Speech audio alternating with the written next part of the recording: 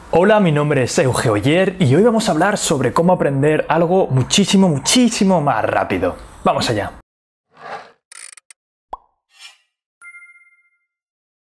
Bien, antes de nada decir que si me seguís en Instagram, que por cierto, seguidme porque voy a empezar a poner mucho más valor últimamente, ya hablé de esto ahí.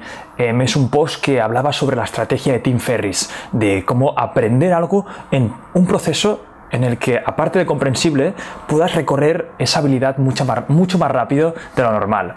Era algo que a mí me tenía un poco fascinado, ya que al principio no me lo acababa de creer. Era como, ¿cómo puedo realmente aprender algo más que pasando por el simple proceso, ¿no?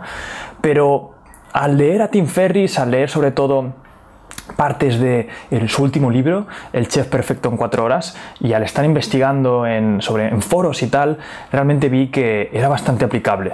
Y lo empecé a aplicar a ciertas cosas. Por ejemplo, yo lo he aplicado al yoga. Para empezar el yoga tuve que seguir estos pasos, ya que era algo que me suponía pues una actividad bastante forzada, ¿no?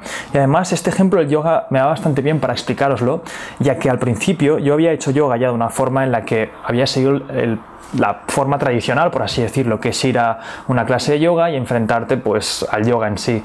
Y esa hora que me enfrenté al yoga era una hora en la que la clase era para gente más avanzada y enseguida pues no me acabó mucho porque las posiciones eran demasiado complicadas para mí, me hacían ponerme en situaciones en las que mi cuerpo no llegaba.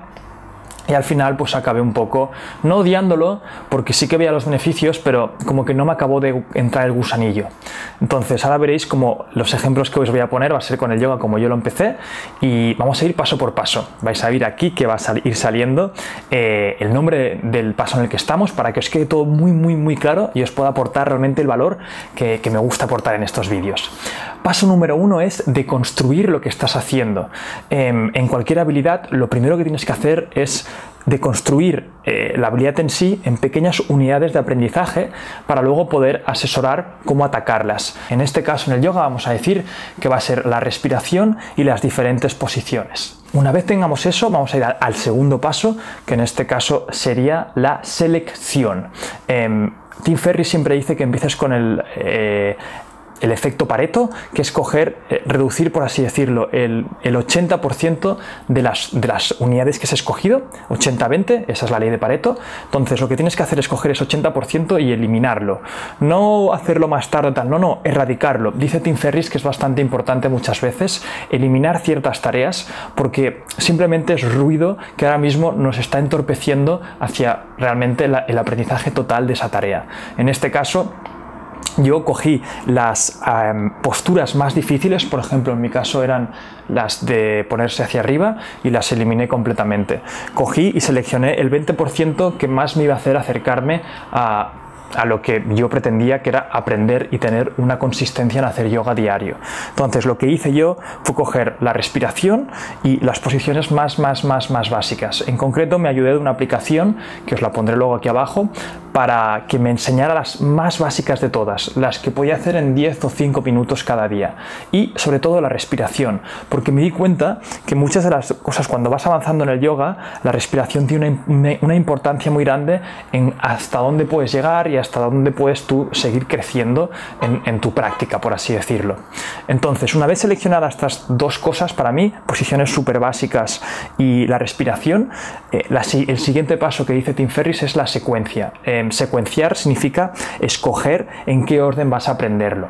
En mi caso, como quería mojar muy rápido los pies, escogí que para mí sería mejor las posturas sin ni siquiera preocuparme de la respiración, y luego, una vez haya cogido esas posturas muy básicas, el siguiente paso para mí era aprender la respiración mientras las hacía.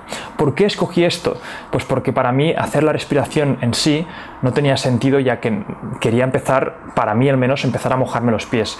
Pero esto es muy personal, cada uno tiene que entender por qué escoge hacer una cosa antes que otra.